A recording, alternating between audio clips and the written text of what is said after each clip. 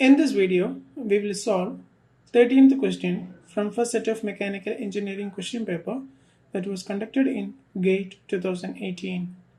The question is, using the Taylor's two-life equation with exponent n equal to 0.5, if the cutting speed is reduced by 50%, the ratio of new tool-life to original tool-life is option A 4, option B 2, option C 1 and option D 0.5.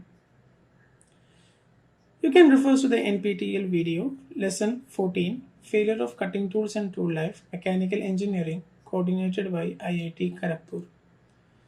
Before moving to the video solution, we need to know more about Taylor's tool life. Taylor's tool life equation. Wear and hence tool life of any tool for any work material is governed mainly by the level of the machining parameters, that is cutting velocity Vc, feed S0 and depth of cut T. Cutting velocity affects maximum and depth of cut minimum. That means cutting velocity affects the tool life maximum and the depth of cut minimum. The visual pattern of growth of cutting tool wear, mainly VB, principle of assessing tool life and its dependence on cutting velocity are schematically shown in figure below. Here in this graph, it is given machining time in x-axis and flank wear in y-axis, and the cutting velocity Vc1, Vc2 which is greater than Vc1, Vc3 greater than Vc2 and Vc4 greater than Vc3. For a flank wear of 0.3 mm, the tool life is T1 for cutting velocity Vc1. When we increase the cutting velocity to Vc2, the tool life reduces to T2 and so on to T4 for cutting velocity Vc4. Hence, from this graph, it is evident that as the cutting velocity increases, the tool life decreases. With the slope n in intercept C, Taylor derived the symbol equation as Vd power n equal to C, where n is called Taylor's tool life exponent. The value of both n and C depend mainly upon the tool work materials and the cutting environment, cutting fluid application as example of cutting environment. The value of C depend also on the limiting value of Vb undertaken, that is 0.3 mm, 0.4 mm, 0.6 mm, etc. So with this, we will solve this question. So let us move to the video solution.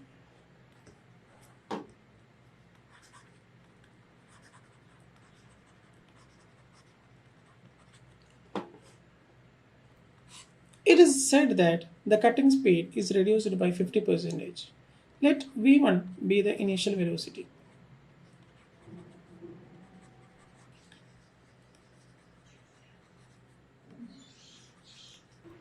Next, V2 will be the final velocity.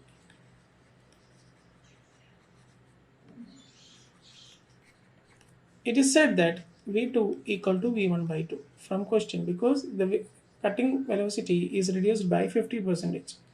Now from equation Vt power n equal to C, the C will be same for both the case, that is initially when the speed is V1 and final state where the speed is V2. Therefore, V1 T1 power n equal to V2 T2 power n.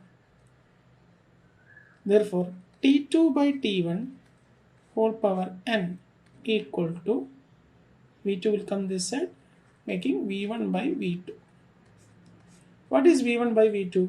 V1 by V2 will be 2 will become that side, that means 2. And from the question it is given that n equal to 0.5. So T2 by T1 whole power n is 0.5 equal to 2.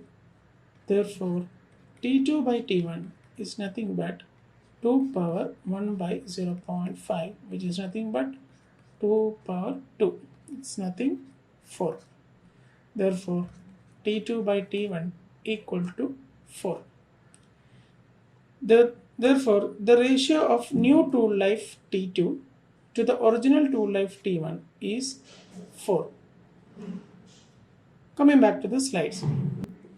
For this question, using Taylor's true life equation with exponent n equal to 0.5, if the cutting speed is reduced by 50%, the ratio of new true life to original true life is 4.